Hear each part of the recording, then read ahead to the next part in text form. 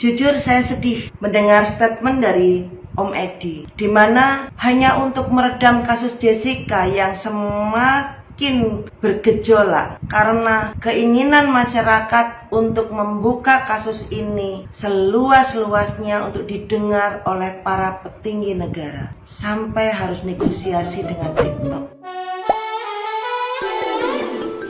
Hola netizen yang tercinta, Edi Darmawan, ayah Mirna Salihin kembali buka suara soal kasus Jessica Wongso. Kali ini dirinya terlihat ciut setelah diserang oleh netizen yang budiman setelah viralnya film dokumenter Ice Cold di Netflix. Edi Darmawan menyatakan sebenarnya tidak ingin kasus kematian Mirna Salihin masuk ke ranah kepolisian. Karena itu sejak awal dia sudah merelakan Mirna Salihin. Tapi Edi Darmawan serba salah karena sosok Irjen Krisnamurti yang saat itu sudah marah. Pasalnya kasus Mirna Salihin sudah masuk pengadilan. Edi Darmawan menyatakan sebenarnya tidak ingin kasus Mirna Salihin masuk ke pengadilan. Dia tidak tega membunuh masa depan Jessica Wongso karena kasus itu. Tapi Edi Darmawan melihat sosok Krisnamurti telah marah besar, sehingga tidak bisa melepaskan kasus tersebut untuk tidak disidangkan. Walaupun begitu, Edi Darmawan masih yakin bahwa Jessica Wongso adalah pelaku dari tewasnya Mirna Salihin. Hal ini terlihat dari beberapa bukti yang dirinya dapatkan, termasuk cyanida yang didapatkan dalam tubuh Mirna Salihin, sehingga dirinya masih yakin anaknya telah diracun oleh Jessica Wongso. Tapi Edi Darmawan mendukung bila Otto Hasibuan masih ingin membela Jessica Wongso. Dia mengaku sudah ikhlas bila Jessica Wongso dibebaskan.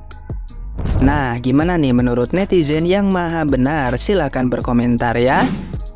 Oke kawan, menurut aku pribadi sebenarnya perkara J itu semua serba terlanjur kawan. Ya serba terlanjur. Terlanjur sakit hati karena ada perasaan iri dan dengki. Terlanjur kecewa karena tidak terbiasa menerima penolakan. Terlanjur datang meskipun di waktu dan tempat yang salah. Terlanjur curiga karena dianggap gerak-geriknya seperti orang aneh. Terlanjur bicara yang pada akhirnya menimbulkan kegaduhan. Terlanjur punya rencana yang pada akhirnya banyaknya konsolidasi dengan satu dan lain hal. Terlanjur menuduh karena segala sesuatunya sudah diciptakan. Terlanjur menyimpulkan pada akhirnya banyaklah orang-orang yang terlibat. Terlanjur dibuat perkara karena segala sesuatunya sudah direncanakan dengan matang. Terlanjur dapat komisi, pada akhirnya sulit untuk bergerak. Terlanjur ada komitmen yang pada akhirnya sulit membedakan mana jujur, mana sebuah kepalsuan. Terlanjur menghakimi karena sudah kadung kecemplung di suatu kondisi yang akhirnya terlanjur malu. Pada akhirnya apapun kondisinya harus tetap dilanjutkan seperti rencana. Nah kan semuanya serba terlanjur, makanya sulit rasanya untuk menghentikan segala pandangan-pandangan tertentu akan perkara J kawan, karena segala sesuatunya serba terlanjur. Oke kawan, terima kasih.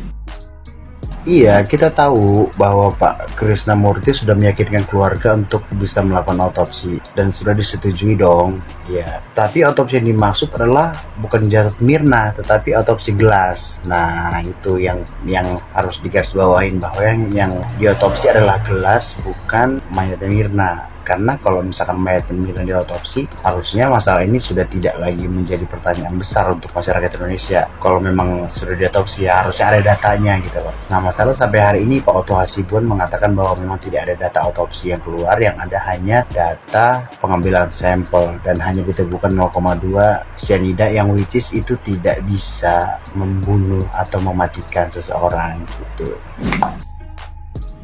Wis aturan dhewe kono Pak sak bahagiamu sak omong-omong. Ono racun ning kon kopi ngantek 3 gram, enek 5 gram, enek 40 gram, wis awuren kono sak bahagiamu sak omong-omongmu lah. Angel wis angel, kandan-kandanane angel. Kabeh sing do ndelok do ngelu Pak.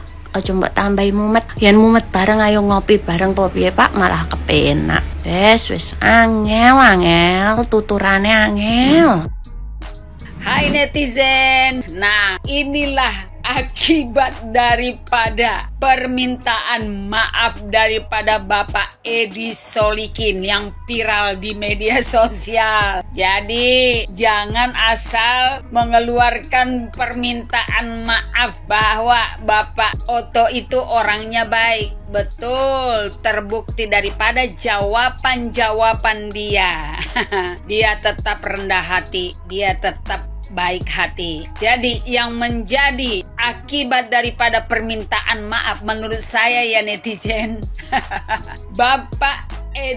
Pak Edi Solihin ini diajak sama Pak Otto untuk duduk bersama membuka kasus kematian daripada Mirna. Karena sampai sekarang kematian Mirna masih misterius. Jadi kita tebak-tebakan nih netizen, kira-kira Pak Edi Solihin mau tidak ya menerima tantangan ini? Duduk bersama dengan Pak Otto. Ayo, kira-kira kalau dia menerima tantangan, pasti banyak oknum-oknum yang terlibat. Nah, itu netizen. Jadi, kalau tidak tetap kena sasaran. Proses tetap diproses. Jadi, kita tebak-tebakan netizen. Kira-kira Pak Edi Solihin ini mau nggak ya menerima tantangan daripada profesor kita, Profesor Otto ini? Ayo, bagaimana dengan netizen?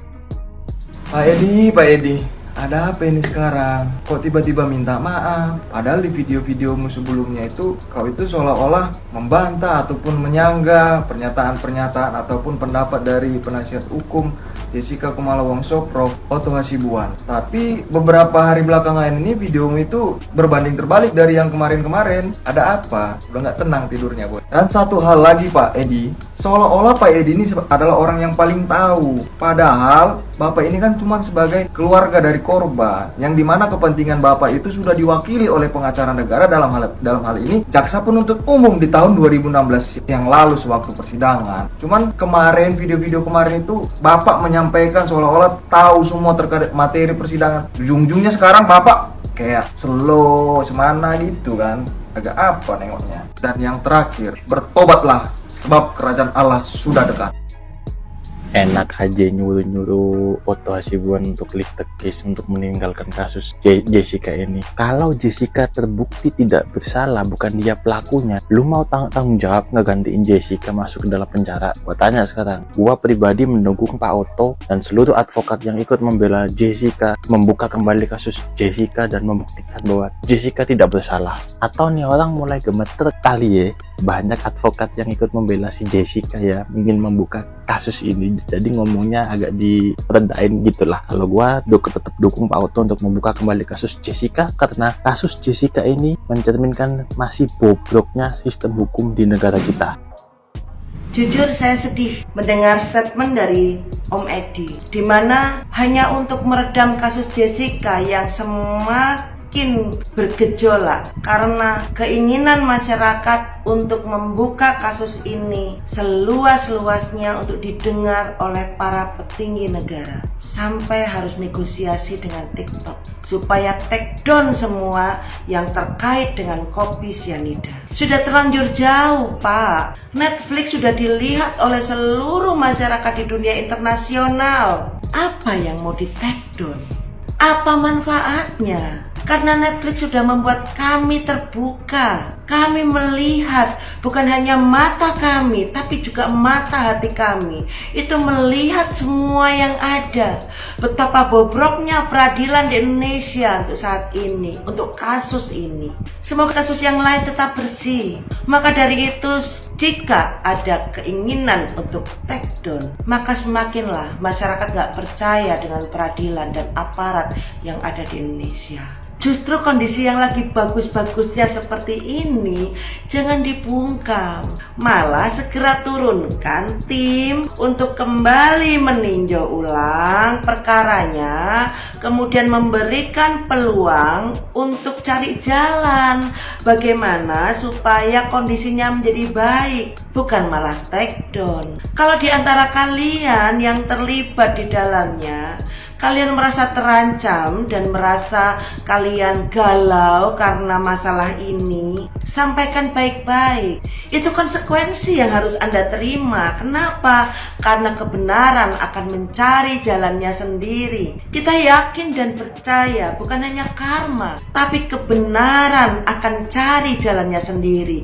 Dan Tuhan tidak tidur. Tuhan pasti buka pintu, apalagi yang berdoa. Itu banyak orang dari berbagai agama. Bila Tuhan nyatakan bahwa kebenaran memang harus dibuka, maka terbukalah pintu itu.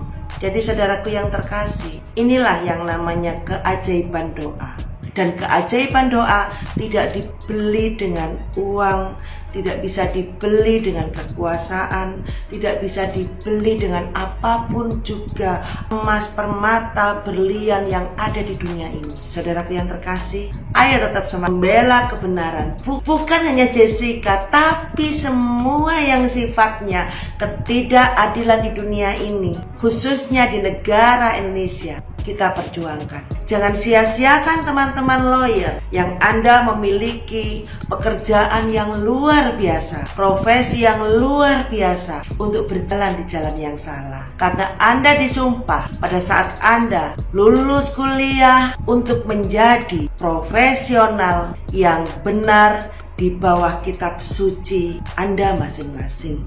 Dan sumpah ini harus Anda lakukan. Jangan main-main dengan sumpah ini.